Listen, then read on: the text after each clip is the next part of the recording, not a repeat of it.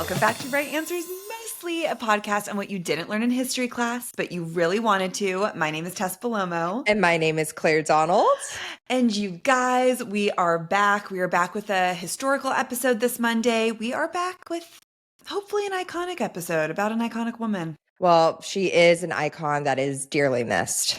We Rammies were just like, we need to do Diane Keaton. It was such just a punch in the gut to hear the news of her death. I feel like it really shook people on like an emotional level. I agree. And I just wanted to, I also was like, you know, I know a little bit about her. I love her. I've loved her movies, but I wanted to know about her life a bit more. No, she's such a pop culture icon. I also think she is so mama to everyone. She's so mama. And I wanted to ask you, Claire, what is your favorite Diane Keaton movie? I was thinking about this. And for me, I think I have to say The Family Stone. I knew you were going to say that. I mean, that movie is one that you can't watch it every year. It's too devastating. I don't think I've seen it since it came out, Claire, because I was like, why am I doing this to myself? I highly encourage you to rewatch it. Like the whole cast, a 10 out of 10. But Diane Keaton is spectacular. She is mama. She is that liberal mama. And it's going to be a tough watch this year. I'll tell you that. Oh my God. Her signing to her son. Just don't even, you know how that gets me? I can't. I can't. I just really can't. Who do you relate to most in that movie? Well, you know, the little sibling energy is strong with Rachel McAdams. She's God, she looks so good as a brunette. She looks so good as a brunette. So that one, I connect with her. Although, like, sometimes, might I say, Sarah Jessica Parker's character is relatable. Okay, well, justice for some parts, not everything that she does in that movie, because we do not forgive. We do not forgive. The dinner table scene. The dinner table scene is unacceptable, but... Yeah. Oh, maybe I did actually watch it like a couple years ago because I remember being like, I need to like remember what this movie is. And like, I felt almost like, why are they doing this to her? They're so cruel to her. And just kind of feeling triggered, you know, just being like, oh my God, it's hard enough to like meet your boyfriend's new family. And then they're so like, they exclude her from everything. Yeah. Can I say something? Say it. I didn't know. Oh, it's such a good line read. I mean, she's an iconic actress too. Well, Sarah Jessica Parker, nobody plays drunk better than Sarah Jessica Parker. And don't you think SJP doesn't even drink? Like, don't you think she's super girly? Yeah. I think she'll be like, let's have martinis, and then she'll have one, and then that'll be it. Or like take a sip and be like, I feel crazy. Yeah, I think so too. Keep going, babe. Keep going. Keep going. And then Luke Wilson, really troubling. But a great movie, and this isn't a Family Stone episode, but it could be. But it kind of is in a way. Because, I mean, a lot of people, I feel like Family Stone would be a lot of people's answer. And like the holidays are coming up, and so also perfect timing. Well, what's your favorite? My favorite is Something's Gotta Give. Diane Keaton is a kooky lady. She's a kooky lady. She's such a comedic actress in that. She's so funny. The scene where she is just like IMing him and sobbing. I'm just like, that is so real. I'm like, we've all been there. And I love a story about like women in their like 50s on finding love. Like it's complicated. Like I have like a very soft spot for like those type of movies. And like Jack Nicholson, her chemistry is insane. And same with Keanu Reeves, which we'll talk about it. We'll talk about it. I am wearing a turtleneck in honor of Diane right now. I love that so much. Also, shout out to Baby Boom, which was a great movie that I used to love as a kid. Have you seen Baby Boom? No, I haven't. I think it's a 94 movie. It's like about this like workaholic woman who... I'm like, does she adopt a baby or a baby shows up that she has to like take care of? And it's like in New York City. It is such a good movie. Highly recommend. So talented. First Wives Club, like again, so kooky. So kooky. We're going to talk about her films in the form of a little quiz at the end. Oh my God. A little guess the quote. You'll probably get most of them, but everyone play along at home, play along wherever you are. So let's get into it. Can you guess her sign, Claire? I mean, gosh, my first instinct is an air sign or a fire sign. No? Okay. See, then I never know. I never know what an air fire sign is. She's born on January 5th. Okay, she's a Capricorn. She's an earth sign. That's an earth sign. That's right. Okay. Oh, Tess, she's our earth sister. which I feel so deeply. Like, and she is such a hard worker. She's an artiste, Yes, which like we've covered a lot of Capricorns that are very artsy and creative. of And course. so yeah, she was born on January 5th, 1946 in Los Angeles. I didn't know that she was an LA girly. Oh, she's an LA baby. She Oh, felt very New York to me, which she spends a lot of her time in New York, and we will talk about that. But yeah, she's a California girl through and through. well, did you know she was a West Side girly? Was she?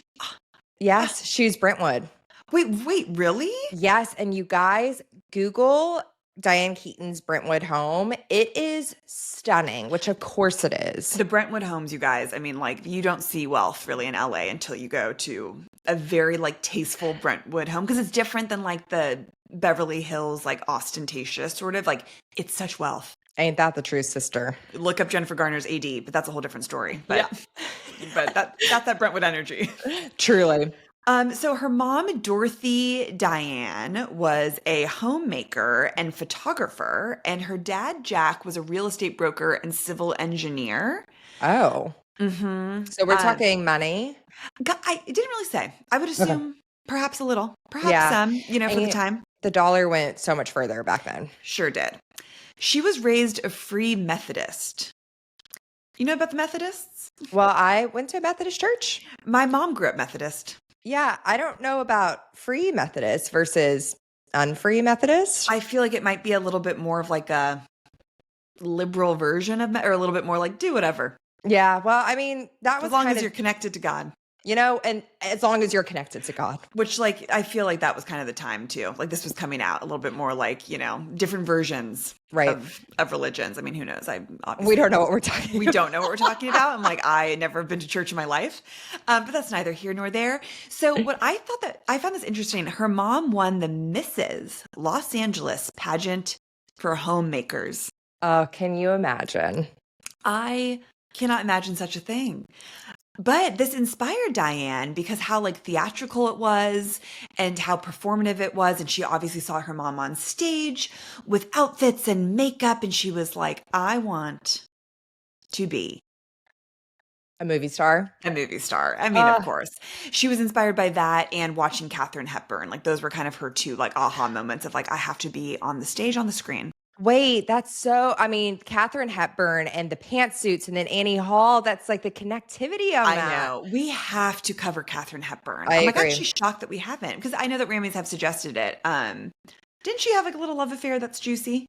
Well, there are rumors The that rumors. she was in a lavender marriage with, I think his name might be Spencer Tracy. Yes. Okay, that's what it is. Yes. Yes. We would love to cover her. I mean, God, she's so beautiful. She was also dating Howard Hughes at one point. That's right. God, he just covered the tracks. His roster was impressive. No kidding. Like, good God. So she graduated high school in 1963 at Santa Ana High School. I looked this up. I was like, what other celebrities graduated there? Because I thought it was like a Hollywood place. It's really not. The only other celebrity that graduated was, Jason Lee. No. Jason Lee, I'm like, he was kind of in like, he had a moment in the early 2000s. He was like kind of cross eyes and thick eyebrows, dark hair. You might know Rammies. He kind of was like in that group of like kooky, like class clown men. Oh, okay. So this high school is for kooky people. I guess it is for the kooky little theater kids, which we do love. During her time there, she obviously participated in singing and acting, and she played Blanche Dubois in A Streetcar Named Desire. She got the lead. Oh She my got the God. yacht. She got the yacht. She would be perfect in that role. I know. And of course, like, I mean, I think that will do something to like a senior in high school. When you get a lead like that, you're like, I can do anything. Well- and that can be hard actually, because you get a little too cocky. Yeah. And you never want to peak too early, which obviously she didn't, but like. But it can be, you got to check your ego.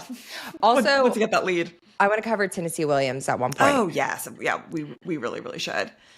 So after graduating, she attended Santa Ana College, which I think is a community college. And then she went to Orange Coast College as an acting student. But when she was there, she was like, I just feel like my time in LA like is coming to an end. Like she just kept dreaming of New York. And she was like, I really think I have to get out to New York. Like, I mean, God, in the 60s, like Yeah. be there through the 70s. She was like, I must go. And she did. So she went to New York City. And she joined the Actors Equity Association. And this is where she changed her surname to Keaton because there already was an actress that was registered under her name. Okay. What was her maiden name? Diane Hall. Oh, whoa. With Annie Hall? Well, No. Annie Hall is based off of her. Oh, okay. So I just got to say, I've never seen Annie Hall, you guys. Sue me. You're fine. You're Okay. fine. I've only seen it, and we don't really need to celebrate that movie Woody anymore. Allen. Yeah. And guys, it's a little tough. I mean, we'll talk about it Okay. in a second, but yeah, there is a lot of Woody Allen things in her life and associations and Yeah. defending him and stuff. And no one is perfect, I have to say. And yeah, it's hard. we've learned that on Ram. We have really learned, even women that we admire. It's like, God damn. But yes, Annie Hall is completely autobiographical about her relationship with Woody Allen. He wrote it about her. It is all her. What? I had no idea. Yes. So there was an actress that was registered under Diane Hall. So she was like, I will change it to Diane Keaton. What did Keaton come from? Where did Keaton come from? Keaton was her mother's maiden name. Oh, great. Yeah. Love that. So when she's in New York, for a brief time, she also was working the nightclubs, singing and acting and doing little brief, as one does in the 60s in New York as an upcoming actress. So she was paying the bills. But she didn't really start taking acting seriously until she joined the Neighborhood Playhouse in New York City, which was like it's just a time when like these acting studios were so chic to like be a part of. Just think about being like in your youth, smoking cigarettes, having a martini, and just doing the craft. I know. And look, like, we obviously we were part of studios in LA. I think there is just something so cool about being part of an acting studio and class in New York. That's just, it's different. Course. It's apples and oranges, really. It really is, Tess. I agree. It's a different vibe, one that I don't know if I can ever go back to. Yeah.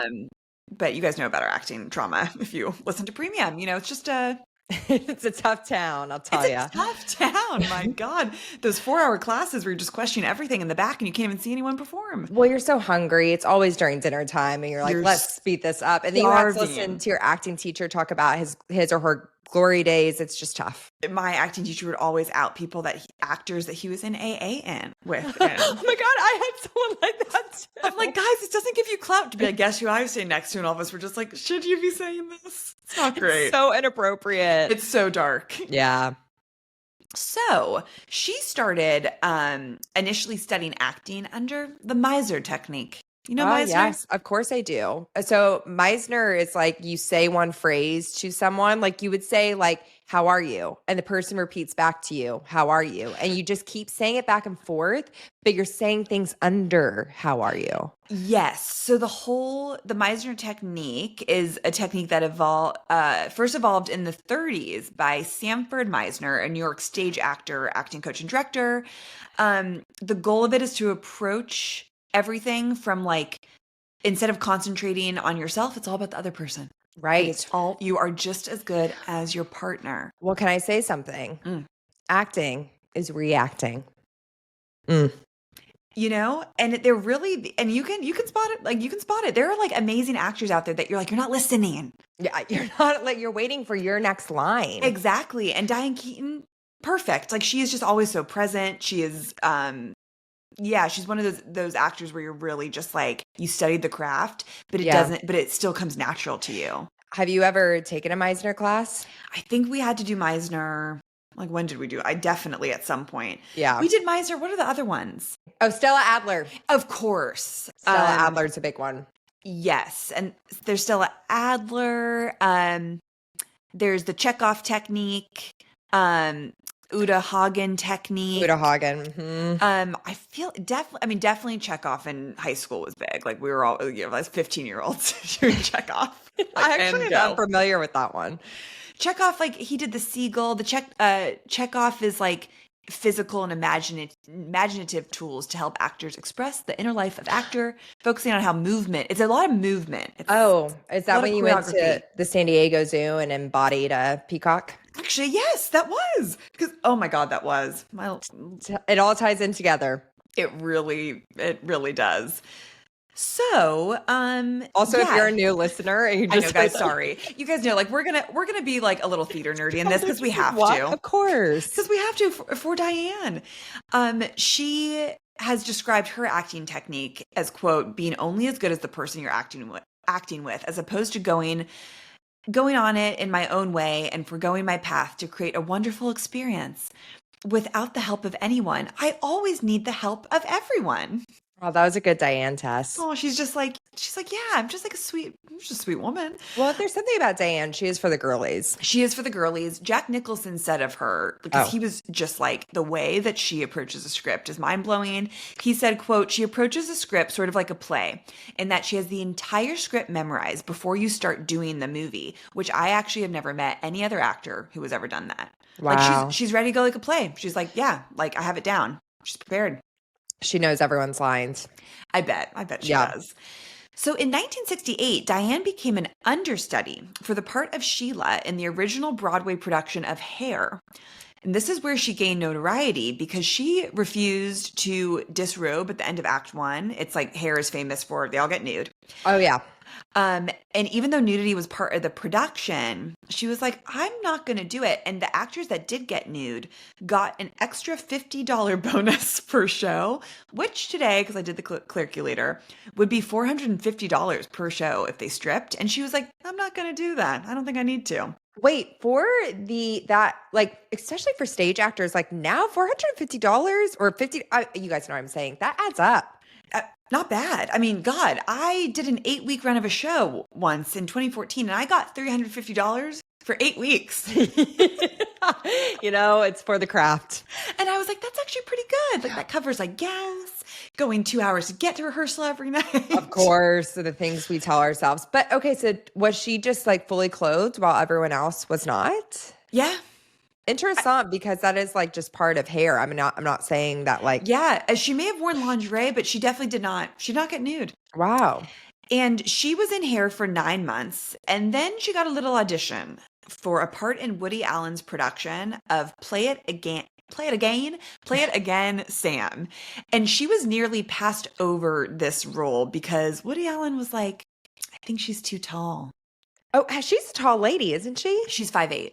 Hello, sister. We love the 5'8" group of ladies. Come on over. Everyone is welcome here. But yeah, I don't know how tall he is. I mean, he's a short man. He is short man energy for sure. Definitely. I mean, he might be like 5'4". I mean, she's a lot taller than him. And he was like, I don't know. Like, I need someone like my height. Classic. But then he was like, nah, actually, you're pretty good. And I will cast you in this. And she went on to receive a Tony Award nomination for Best Featured Actress in a Play by her performance in Play It Again, Sam. Wow. So she is a stage girly. And during this time, she did start dating Woody Allen. It's just so classic. Yeah, their relationship turned romantic after a dinner, after a late night rehearsal. Classic. You're just like, am I in love with anyone in this rehearsal process? And the answer is usually yes. Yeah. Where does the work end and where does it begin? Tough. Sometimes tough to decide that. And she was very attracted to his sense of humor. They briefly lived together during the production. I feel like it was like a very intense, like fast thing. But I think I don't know. It doesn't say exactly how long they dated. I think that they were more friends that like hooked up, kind of thought that they were in love, and they were like, let's continue being collaborators, which they were for a long time. And yeah, like I said before, she will go on to, make Annie Hall with him, be in tons of Woody Allen films and productions. And like, even during Me Too, she did defend Woody Allen. Oh, that's so disappointing because it's like, there's no gray area with Woody Allen, you guys. And it's like, like the urge of just like wanting to skip over that because you're like, no, this is about her and this is about her life. But like, we cannot not say that this has been a tough point of contention, like she has always said, he is my lifelong, like she's like, he's family to me and I believe whatever he says. I mean, I'm sure that he is like family to her. They've been through so much together. Also, women of a different generation understand things differently because of the things that they've had to probably deal with themselves. But at the end of the day, like, he is a disgusting man who has done disgusting things. I mean, just on from the surface level, he married his young stepdaughter. So I think How, like you're not going to believe allegations against him, please. how can you defend that? Yeah. Like, it's wild, Diane. It's wild behavior, and it is disappointing. And, we have to say it. But before Annie Hall, she got her breakthrough role. Do you know what her first like big movie was? No. The Godfather. Oh, really? Okay, so I've only seen The Godfather up to like the horse in the bed part. Okay. Yeah, I mean, The Godfather, I've probably only seen The Godfather twice in my life. Once in 8th grade to impress a boy. Of course. And we were also doing a Spanish project that we worked, that me and this boy had a crush on, worked together. And he was like, why don't we do a scene from The Godfather in Spanish? Oh. And I was like, I need to know what I'm talking about. And it was well received. It was a good piece of work. And I thought that he was happy with me, and that made me happy. And, a 7th grade Spanish project, there's nothing quite like it. Well, what more could you need? Exactly. So, yeah, she had a breakthrough role in this. She was cast as Kay Adams, the girlfriend and eventual wife of Michael Corleone, played by Al Pacino. We will talk about it in a second. Okay. In Francis Ford Coppola's 1972 film, she was basically like, look, I was the only woman on set. And she said about her time doing this, she just said, quote, "I'm just a woman in the world of men." Someone give me a cigarette. Someone give me a cigarette and scotch. Yeah. You know what I mean? Like, Yeah. But I think, everyone just says the best things about her. I think she also got along with everybody. Yeah. Like, not in an annoying way of being like, I can hang with the guys. I think she genuinely could hang with men and women and just like find family in everyone. And also, every single man that she was in a movie with fell madly in love with her. Well, she's effervescent. Effervescent. Just so Yeah. bubbly and interesting and smart and pretty and like all of the things. But she said that she always did feel like she was kind of this like ugly duckling of Hollywood, that she was like, I'm funny and kooky, but I can't be like beautiful and desired. But I'm like, honey, these men are lining up for you. I know. But, it's like the Hollywood beauty standard. She didn't quite fit that mold exactly. She is like unconventionally beautiful. And like, I find her very attractive, but it's like, I almost can't explain what she looks like in a way. You know what I mean? Like, she has like especially for casting her as a specific part. I'm like, I don't even know. I know. Well, she almost, you would think with all of this that she would be seen as more of the best friend, but she is a leading lady. Which, God, I'm like, I don't even know who'd be comparable to that right now. I mean, there are, like, I think we could probably come up with some, but yeah, like, she did get these leading roles, which was so cool. Yeah, it's also changing now that, like, it doesn't have to be so classic. Because, she didn't, leading like, lady. She wasn't, like, she didn't lead with sex appeal or sexual characters, which was great to see in, like, the 70s and 80s. Totally. It's great to see now, but especially during this time. So Godfather was an insane success, goes on to win Best Picture. She's obviously in part 2. And she starts a little romance with Al Pacino. Wow, her roster.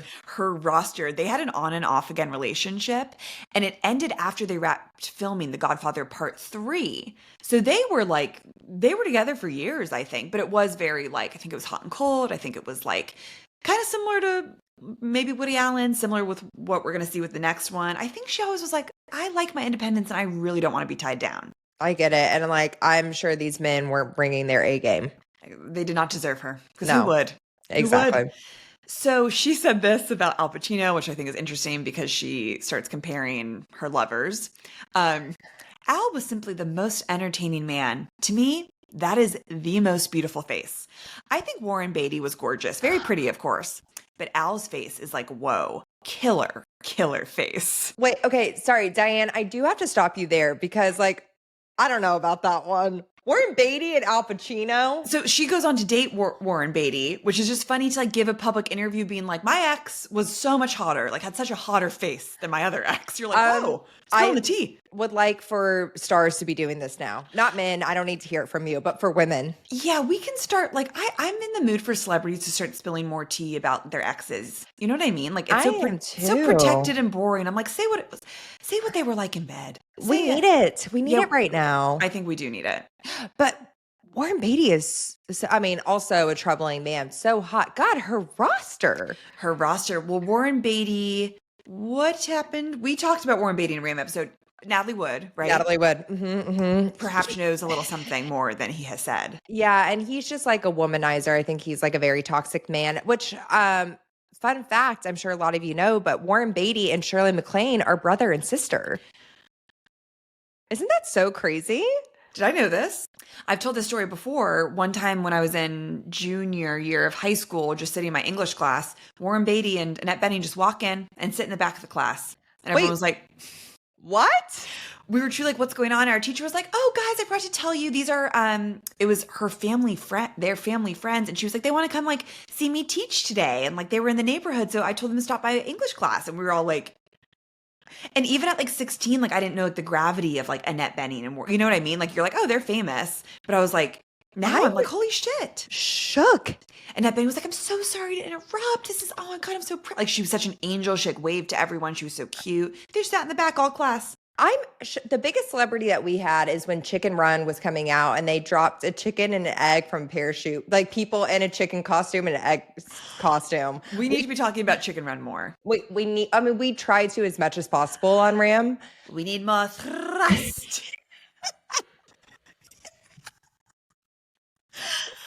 I don't want to be a pie. It like doesn't make sense to me that you like Chicken Run until I think of Adrian, Tess's brother, and then I'm like, of course you. Then like it all Chicken makes Run. sense. We watched that movie so much. We overwatched it to the point where I'm like, I never want to watch it again. But we quote it. We just quote it on Sunday when we're talking about Thanksgiving because of the gravy. Do you think gravy? Do you think any other podcast out there is comparing Warren Beatty to Chicken Run? I don't think so. Not right now. Not right now. And that's a real fucking legacy. That's a real fucking legacy. Wow. Oh my So, God. yeah, Wait, you saw crazy. Warren Beatty in person. Sorry, I'll move past this in a second. I just like him and Bonnie and Clyde. He is one of the sexiest men. He is like a Hollywood actor that we just don't see anymore. You know Yeah. what I mean? Like he really has the razz. And he was so toxic. I'm sure that kind of adds on to it. Yeah, definitely. It's so true. Yeah, actually, I'm like, maybe I'll look into doing a Warren Beatty episode. Let's do. I mean, there's a lot there because he dated so many women. I think there was another episode where we talked about him so much. Now was it? What's her face? Not Judy Garland. She's before his time. I need to stop saying what's her face about like famous people throughout history. Was it Jane Mansfield? No, I think she was older. No, I don't know. That's true. Warren Beatty is pretty old. It's like those things in history where you're like, wait, what? Like that person was alive when like Jessica Simpson came out with her first album. Like there's things that you're just like, how does this make sense in Discworld? Adrian Bluth in Discworld. Of course. So during the 70s, this is when I'm like, sorry, we will keep the train moving. During the 70s is when she starts collaborating again with Woody Allen. At this point, they're just friends again. And this is when in 1977, they do Annie Hall together, which is, of course, a big iconic movie. Everyone that loves movies will always talk about Annie Hall. And she did win the Academy Award for Best Actress in 1977 for this. Okay, don't get mad at me. But what is Annie Hall about besides like being biographical on Diane Keaton? Oh God, it's been so long and I probably should have looked up the synopsis, but I think it's just about like their relationship. It's like very like, it's not like a lot happens. I remember it being kind of like, it's in New York City. It's a lot of talk, it's like a Woody Allen film, very heavy in dialogue and character development. I think it's kind of just about like, God, is it just a single day of them together or is it like a few days? But it's just about like falling in love. With her, is she kind of like a subdued version of a manic pixie dream girl? Oh, for sure. Yeah. For sure. She's cool girl. I mean, I think she's in the same family as a Manic Pixie Dream Girl. This movie was huge for fashion because it was very androgynous. Which is cool, and we'll give it that. She's wearing a suit and tie and hat, and people still dress like her today. I'm sure a lot of people are doing her for Halloween this year. Oh. Yeah. So she did win an Academy Award. Her Oscar speech, she said, "Mercy. Well, then, this is terrific. It's simply terrific. Naturally, I'm very honored to have been nominated with actresses like Jane Fonda and Shirley MacLaine and Anne Bonecraft and Marcia Mason. This is really something. Anyway, Annie Hall was a wonderful experience for me, and I would just like to say thanks to Woody and thank you. Thank you very much." Wow. Cute and short. Just like we like it. Just like we like it, adorable. It's so of the time, her outfit, and like she has like curly, really curly perm bangs, and her hair is in like a top bun almost. I was like, okay, it was a different time. No, for the Oscars, people used to be like, yeah, I'll show up. Exactly. Like it just was, yeah, wasn't like it is today. Yeah. In 2006, Premiere Magazine ranked Diane and Annie Hall 60 on the list of the 100 greatest performances of all time, and noted, it's hard to play ditzy.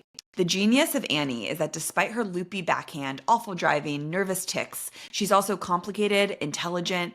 Diane brilliantly displays this dichotomy of her character, especially when she yammers away on the first date with Woody Allen. While the subtitle reads, he probably thinks I'm a yo-yo. Yo-yo? Hardly. So yeah, they're basically just like, find a girl who can do it all. I was like, what is this quote? And I got there by the end. I was like, but you know who that reminds me of? Jessica? Well, yes, but I was actually going to say Reese Witherspoon is Al Woods. When I was writing this, I was like, we just had that conversation of how that's one of the best performances of all time because she's so lovable. And ditzy, but not. Well, But there's a difference between being ditzy and being dumb. And what is the difference? Say it. Ditzy is dumb is not knowing. Ditzy is having the courage to ask. There it is. Thank you, Jessica. Thank you, Jessica, for that. Wow. She's really she's always with us. Truly. Because we are getting ready to go to Vegas and see her. She's on top of our mind. We're seeing her this week. This week. I can't believe it. We'll cover it all on premium. So look at the show notes and Yep. join our premium account. So this is the time after she wins the Oscar where she starts dating Warren Beatty, and they date on and off for 5 years. Wow. They started dating around 1978. Their relationship, yeah, I think this was probably her most serious one, I would say. She had a crush on him before they started dating, which I always think is really chic in Hollywood to be like, I've wanted this man and here he is in my bed. And here he is. Laying down next to me in the flesh, like, which can be tricky to like, also you idolize, romanticize. Of course, of course. But she started liking him when she saw him in Splendor in the Grass. I actually haven't seen that. That's with Natalie Wood, though. That's with Natalie Wood in 1961. So she was crushed on him the whole time. And they started making this movie together called Reds. And that's when their working relationship turned romantic. In the film, Warren wrote, directed, and starred in it. And he played this journalist, John Reed. Diane played his lover, writer, and activist, Louise Bryant. They broke up in the 1980s. And Warren later remarried Annette Bening. But she always spoke very highly of him. Very, very highly of him. She said he's just a brilliant, brilliant man. He should have made more movies. They appeared in a movie together also in 2001 called Town and Country. Oh. I didn't know that Warren Beatty was married to Annette Bening. Yeah. Yeah. That's why they came to my class. Did you just think like, oh yeah, they're married. They've been married forever. Wow. I had no idea. Oh yeah. They have kids together. Yeah, they've been long time couple. The more you know. The more you know. She said that their relationship was like out of all of them the most like tabloid crazy because he was such a playboy. And he was such a star. Like, I just don't think that we realize like how big he was. He was huge. There's some like really cute story I forgot to write down, but I did read when I was researching that she was really scared of flying. And she had some flight that was making her really nervous from LA to New York or New York to LA. And he like surprised her and was like on the plane when she got on because he was like, I heard that you were scared, babe. So here I am. And like I was like, isn't that so hot? I'm picturing it. I'm picturing it. He was just like a little romantic. Yeah, let's cover him. Yeah, he's a charmer. I'm sure we're going to be so disappointed with what we find. We are going to be disgusted, Claire. We are going to. This man, I think, cheated on everyone. I also want to say like he may have done some like illegal things. I think he may have been abusive. Oh, I think so too. So yeah, I'm not, we are romanticizing just this story for a second, but we are not romanticizing the man that he was to so many people. We'll save that, the real stuff for the episode. Exactly. So, in terms of her other little love affairs, we do have to mention that there is this rumor. Nothing will ever be confirmed. Neither of them have ever said anything. But during Something's Gotta Give in the early 2000s, Keanu Reeves and Diane Keaton, I think they hooked up. Do you? Okay, so I thought you were going to say Jack Nicholson. Jack Nicholson was in love with her. He Oh, was like, I am falling in love with you during this movie. But rumor has it, Claire, that her and Keanu Reeves were hooking up during that Nancy Meyers movie. God, I hope that's true. I think she was 20 years older.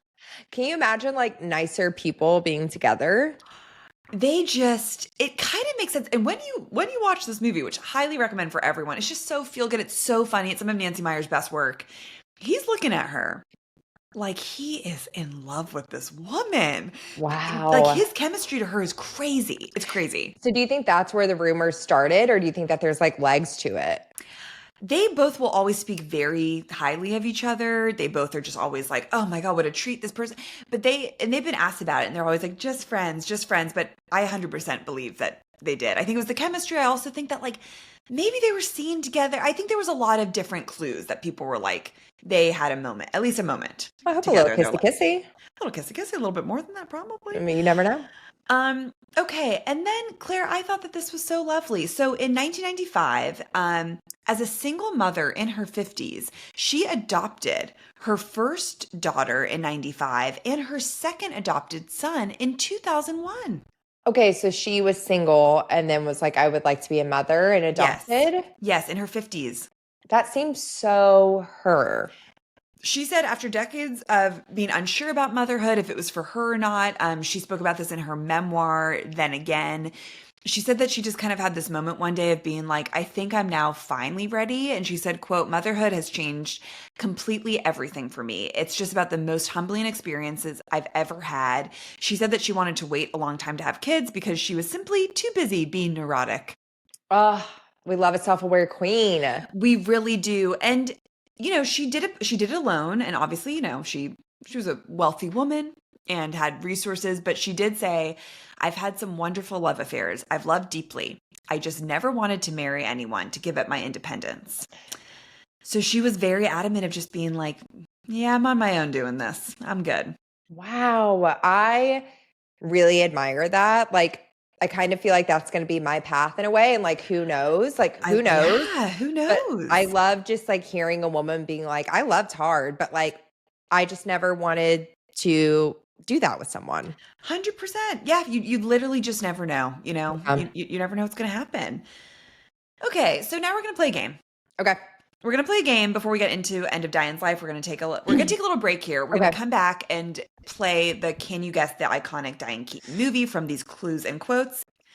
Okay, and we are back with a fun quiz. Okay, Claire. So we're going to start.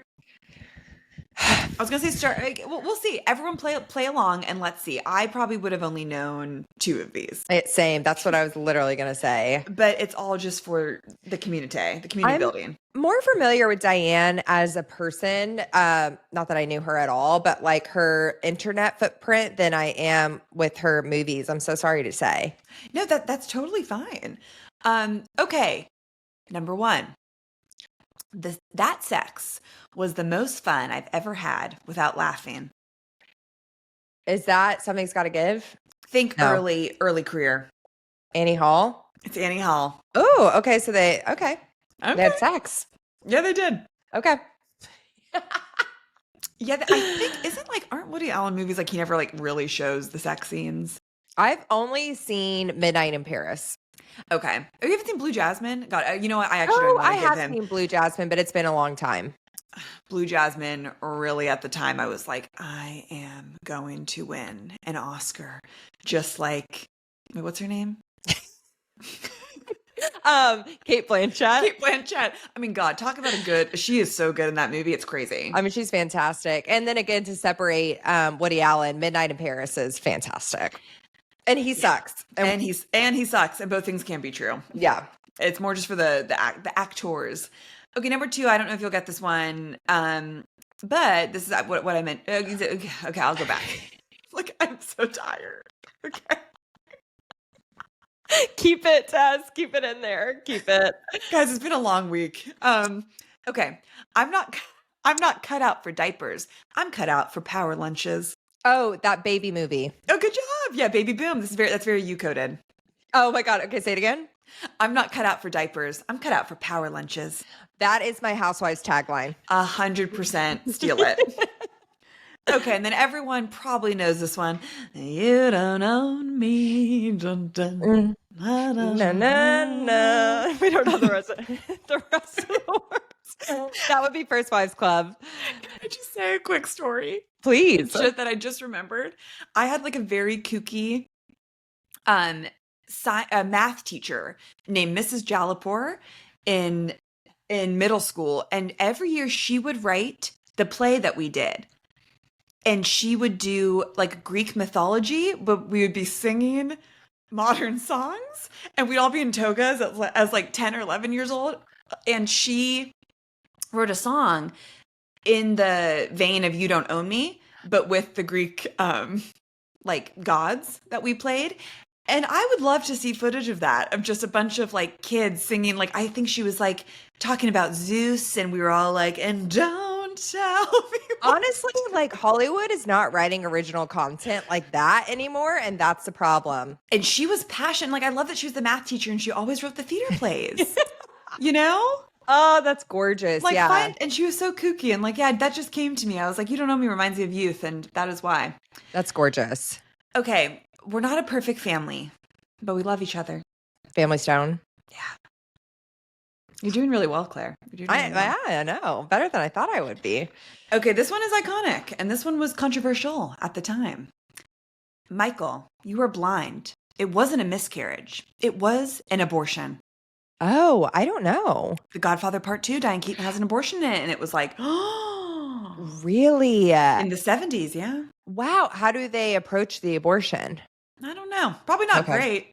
Yeah, I don't know Probably not well. why I'm asking about like The Godfather too. Yeah, like Italians and abortion, not good. That's so true. Not good. The Catholics do not like it. No, that is something that they do not like. That is true. They really don't. Okay. Oh, we do need to talk about this movie. Mothers are supposed to protect their daughters from making the same mistakes they did. And I made so many. What movie is that? Because I said so. The one with Mandy Moore. I was going to say Mandy that. Moore, Lauren Graham, Piper Perabo.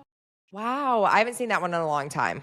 It wasn't always my favorite, I have to say. Even like in middle school, I was like, this movie's trash. Just middle schoolers. But some people love it. Like I've seen TikToks like do like montages dedicated to it, and the comments are always like, "Don't come for this movie because this raised me." So I think people have a very special relationship with it. And it's a cast of women, and I support it, but it's not for me. Yeah, and that's fair. But I would like to watch it again. Maybe that has changed. Okay, guys. So Diane Keaton has 70 acting credits. She was nominated 4 times for an Oscar. She's one of the few actresses to earn Oscar nominations across 4 different decades. Holy shit. Which really just shows like her longevity in this industry and like her reinvention kind of like herself in all of these different phases, and she's a powerhouse. Well, and maybe it's just because of the time that I was born, but I associate her with being a leading lady in older roles than I do with anything, really. Totally. Which it's like, that's so important to see, and like have her, she plays, she can really she can do it all. She's so good at comedy. It really is like a class in physical comedy and listening and reacting. Like, she's amazing. She just seems like someone who does love the work too. Of course, she's a Capricorn. Of course, she is working hard. I mean, 70 acting credits, and like all of those were like, most of those were really successful films. Yeah. And she was carrying those on her back. Totally. She has been called one of the greatest actresses from the heyday of the 70s, a style icon and a treasure with a personal and professional style that is difficult to replicate and explicate and impossible to duplicate. Wow. Why was that really hard to say? Who wrote that? Who the hell wrote that? Many critics have pointed to her versatility in starring in both light comedies, acclaimed drama. The New York Times described Diane as remarkably skilled, as well as shy, self-conscious women overcoming the power of their own awakened eroticism. Oh, Diane. I mean, I get what they're saying though. But like she's like, because take all of me right now. And that's her though, in Something's Gotta Give. 100% that you're just like, you are aching to be fucked.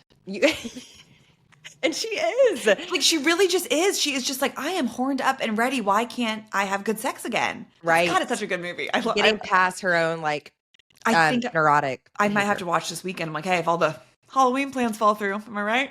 Yeah, well, I have COVID, you guys, so Just sitting on the couch with Kylie Jenner, just watching Something's Gotta Give. please. And yes, Claire does have COVID, but she's doing so well right now, you guys. She's doing so well. I'm Look at her. here. That gorgeous hair and that turtleneck. You would Wow, never know. thanks. You would never know. Apart from acting, Diane produced. She was very active in campaigns with the Los Angeles Conservatory to save and restore historic buildings. She had like her real estate license. So she was doing shit all around LA. Crazy. Yeah, she was very passionate about restoring old buildings and making sure that like they weren't being knocked down. Well, this was her city. You can really do when you're rich, you know? Yeah, it is. And she was rich. It's a nice rich hobby. She's like, no more modern farmhouses. We need to like keep the brick. Enough. Well, she clearly was not hanging in the valley, which I understand why, because the modern farmhouses are taking over. It's an epidemic. It really is. I didn't know that she was a lifelong vegetarian. So she's, the vegetarian girlies. I see that for her. Totally makes sense. A real estate developer, an author. She was the face of L'Oreal. Gorgeous.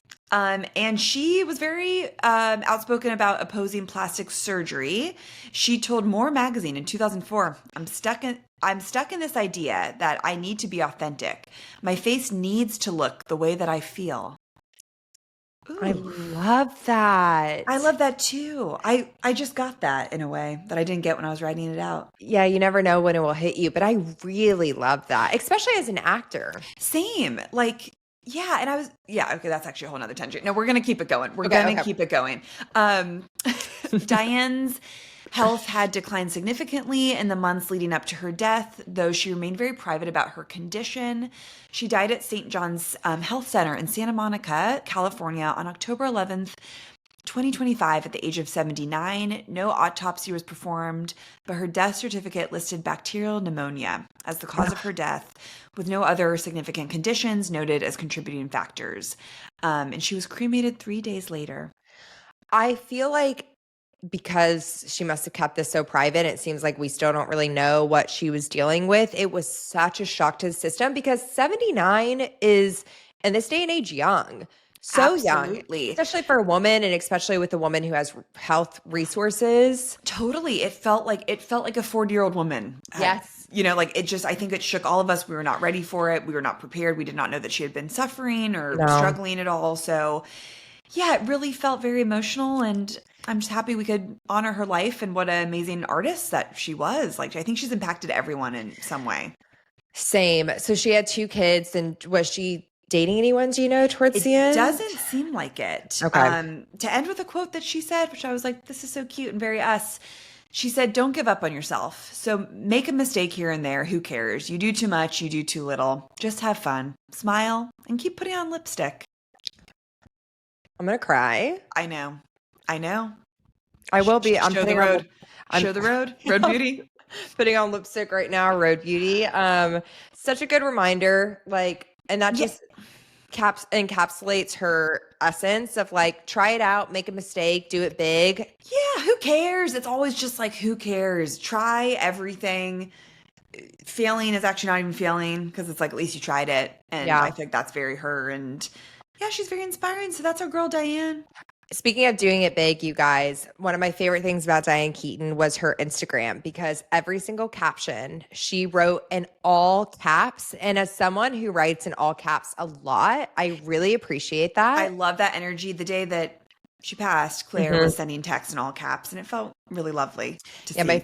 My friend Emma and I will do that in honor of Diane, like back and forth all the time, because her captions are just so funny, because it does seem like she's screaming at you. Truly screaming. And she probably was. So we'll do our carousel at Right Answers Mostly. We will do the captions in all caps in honor of Diane. In honor of our girl. You guys, I hope you enjoyed the episode. If you want to subscribe and follow us everywhere, do so at Right Answers Mostly on TikTok, Instagram. Watch us on YouTube. You can see how puffy my eyes are and how gorgeous Claire looks for having COVID. No, Tess, your eyes aren't puffy. I did the road. This episode should be sponsored by Road. Really should be. I did the road. What's it called? Eye patches. Eye patches. There we go. But we love you guys, and we're going to be back with a pop culture episode on Friday. Sign up for premium. That's in our show notes for 3 bonus episodes a month. If you want to hear about our trip to Vegas for one night, one night only, seeing Jessica Simpson, that will be coming out very soon. And you guys know I'm going to be vlogging the weekend. So of course, she's a professional vlogger at this point, you guys. It's great work. Oh, thank you so much. So stay tuned for our Vegas vlog. We love an alliteration. We do. And we love you guys. And thank you for always supporting us. And tell us what you think about us in this episode on our carousel, on the Spotify comments. Leave us a nice review. We love you. We love you. You don't own me. Dun dun. I'm not sure. I don't know.